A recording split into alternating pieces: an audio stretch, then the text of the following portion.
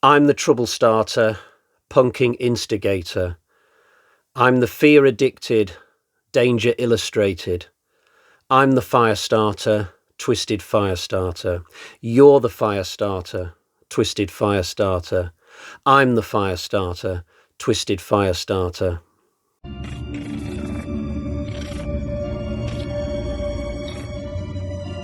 Hi guys, and welcome to part 34 of my long-running Stephen King adaptations review series. You'll find all my other episodes in my Stephen King playlist, and there will be mild spoilers today, although the movie is over 40 years old at this point, so give me a break.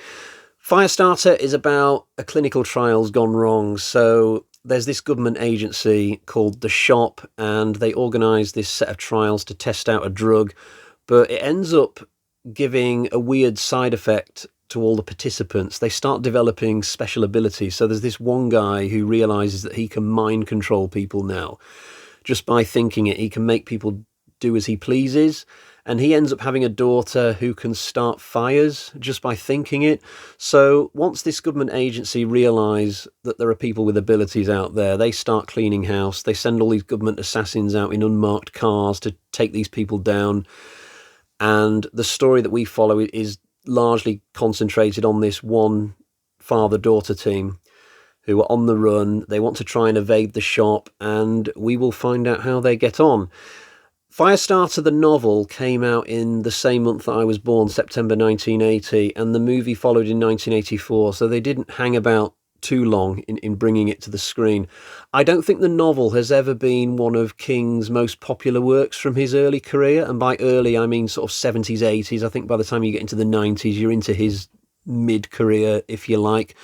But yeah, Firestarter, kind of underrated, and I've been wondering why that is. I did think of a couple of reasons. I think firstly, it's a little bit similar to Carrie. So Carrie, you've got this girl with a special ability, telekinesis. Firestarter, you've got this other girl with a special ability, except this time it's just something different. It's fire. So probably some people, by the time they get to Firestarter, they might think, oh, we're doing this again, Stephen. We're going back to the well with something like this.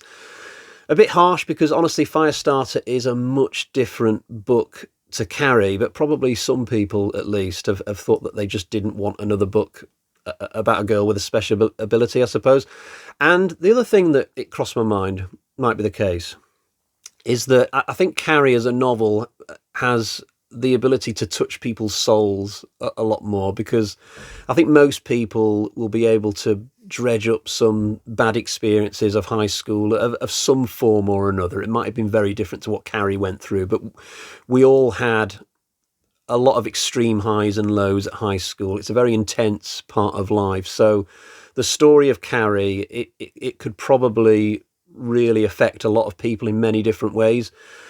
Whereas Firestarter, a girl and her father on the run, it's a bit of an X-Files sort of concept. I mean, you can enjoy it as a cool sci-fi story, but none of us have ever experienced anything like what Charlie and her father go through. So we're a little bit more distanced from it, I guess, as the viewer. But it'll be interesting what the reaction to these two novels and their subsequent films would have been had Firestarter been the one that King did in the middle of the 70s and Carrie came along a lot later, but we'll never find out.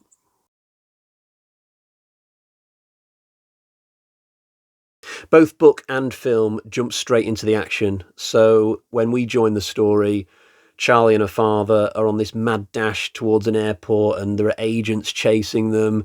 So we're straight into it. We're straight on it with the action sequences and the excitement. And I think this was a smart decision originally by King, because he could have done it the other way entirely. You know, we could have followed Charlie's father. I can't remember his name, sorry. He could have been at work. He could have found this leaflet saying, oh, a clinical trial, and then after a night's contemplation he might have gone to the trial and there'd be this slow build up, and then afterwards, after a couple more scenes, then maybe he starts to realise he's got a special ability, and then we could be 100 pages into the book at this point, or 25 minutes into the movie, and you would have been like, oh, come on, get on with it. So the fact that King did it the other way, just jumped straight into the action, and we can have flashbacks later on of the clinical trial, that kind of thing. Absolutely the way to go for me. Plus, it means that we don't get the best scene in this story out of the way too early, which for me is the actual clinical trial itself. It's amazing horror.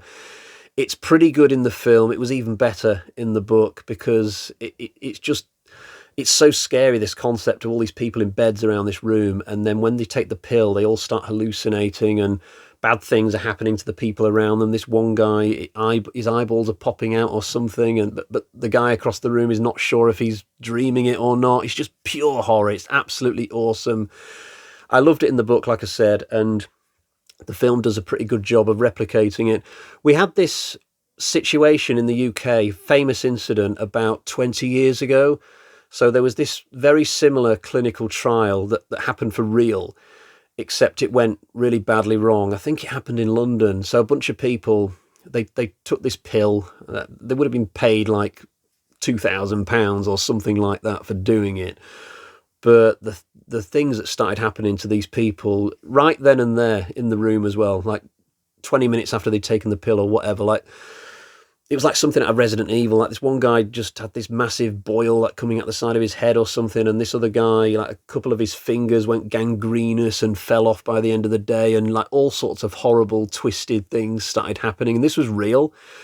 And the deformities that happened to these people were so bad that I think the courts ruled eventually that they would have to be paid tons of compensation, even though for these trials, typically you'll turn up, you'll sign a waiver that says, look, I cannot sue you. I'm going to sign my rights away. Give me my £2,000. Normally, there would be that sort of procedure in place, but in this instance, the stuff that happened to these people was so bad. Like there was this one guy, the media called him the Elephant Man because such bad things happened to him when he took this pill. But that was a crazy incident that happened in the UK. And strangely enough, afterwards, once this became quite known to the public, for years afterwards, more and more people started signing up to these trials. The attendance figures just went up. More and more applications went in because it seemed to just alert people to the idea that there was the possibility for easy money out there.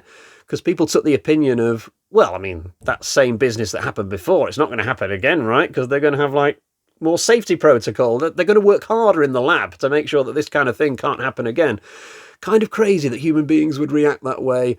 As for me, I don't know if I would ever take part in a trial like that. I wouldn't completely rule it out because, £2,000 is £2,000 at the end of the day. But God, I would be damn nervous at the moment I took the pill.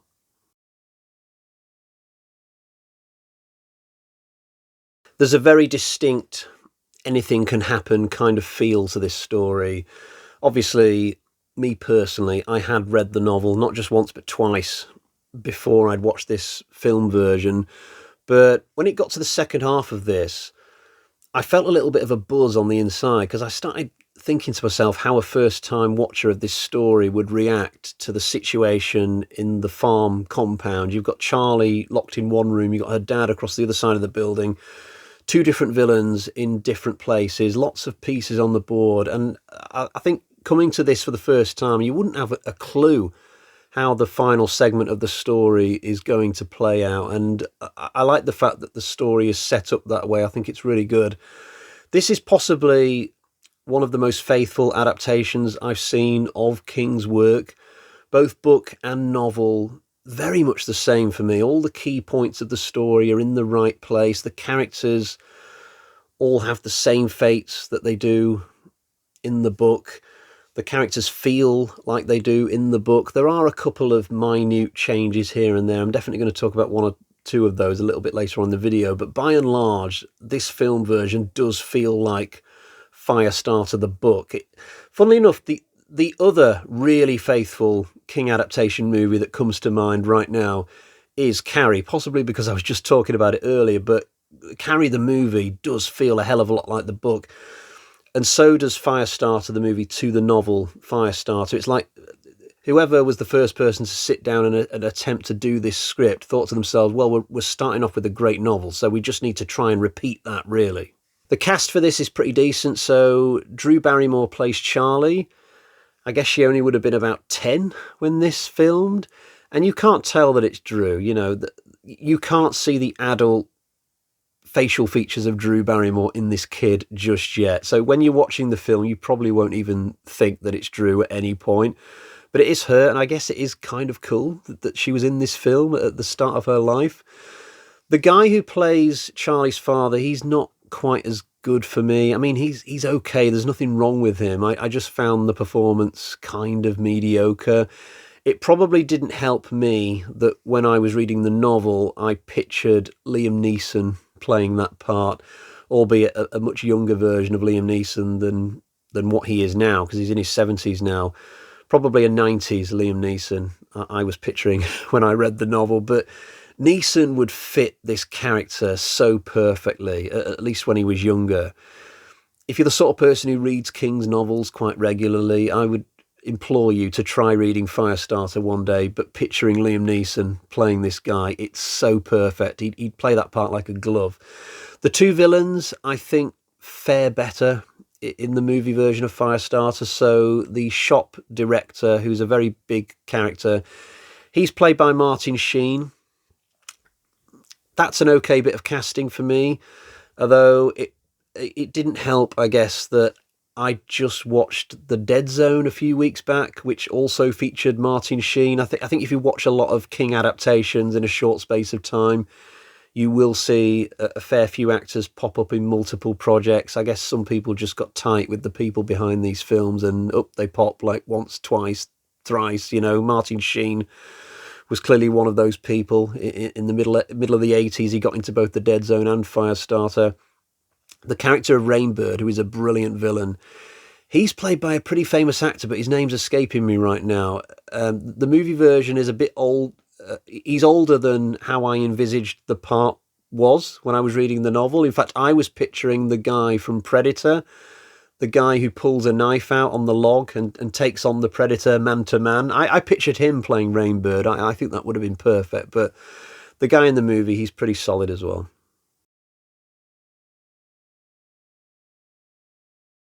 Another thing that the movie version of Firestarter does really well is any scene where Charlie sets people on fire, because this being the 1980s, we've got actual stuntmen running around a blaze, and it's so cool watching them suffer for their craft. I haven't seen the 2022 version of Firestarter, but I am very concerned about that one. I'm just thinking that it's all going to be CGI fire, and is it going to look kind of naff? Well, I will find out another day, but for now I'm on this version, and anytime Charlie is unleashing hell on people in this movie, it's damn fun to watch, as I've said. Although she does do this one thing in this film that she didn't do in the novel, and that's create fireballs with her hand and just lob them. It's kind of dumb. I don't think they should have added that. There are also a couple of other minute things about the movie which aren't quite up to par, though it does feel a little bit like nitpicking in all honesty, but I'm going to mention them anyway. So there's this one cool scene in the book where Charlie's father goes back to the room where the clinical trials happened. It's like this abandoned classroom in a university, and that scene is really spooky. It's got this really eerie atmosphere. There's no people around, but he goes in this room and he's like looking for clues as to what happened, and he finds little bits of evidence that weren't quite covered up. And I just like that chapter, but we don't get it in the movie. And something else that's not in the movie is the concept of mind echoes. So when Charlie's father controls somebody's mind, it doesn't just affect them for when he's controlling them. Even afterwards, when they've gone away, they've got this like mind echoey thing where what they were told just kind of bounces around in their brain, and it causes them psychological issues. They start acting out of character and doing weird things. This one guy throws himself into a wood chipper or something in the book because of this echo that's bouncing around in his brain, making him do weird stuff, reacting in weird ways to when he was mind controlled. It's kind of complicated, but it's just so fascinatingly done in the book, but we don't get that at all in the movie, really. I think just for time purposes that they couldn't really include that. I think if this had been a mini-series and there was like 5 hours to work with instead of 2, I think maybe then it could have been introduced, but as it is, it's just something that's confined to the novel. Right, I've yacked enough. It's time to get to the bag of terror so I can show you what score I'm going to give the movie version of Firestarter. Right, we've got 1, 2, 3, 4.5 Michael Myers carving knives out of 5. This is a really good film, and the novel is possibly even better, actually. If you read at all, I really encourage you to check out Firestarter by Stephen King. Right, we'll leave it there for today. I will be back in a few weeks' time to cover Firestarter 2 Rekindled. I mean, I might do other videos between now and then. I'm not going to wait another few weeks to do my next video, hopefully. But I will be back to do the Firestarter sequel. I've heard that it's pretty bad, but it does have Dennis Hopper in it, I think. So it can't be completely bad, right? But that's for another day. In the meantime, I will bid you adieu. I would encourage you to follow me on X if you'd like to. I'm on there under the same name as this channel, The Midnight Woodsman, and I'm also on Blue Sky again, The Midnight Woodsman. Right, catch you next time. Bye-bye.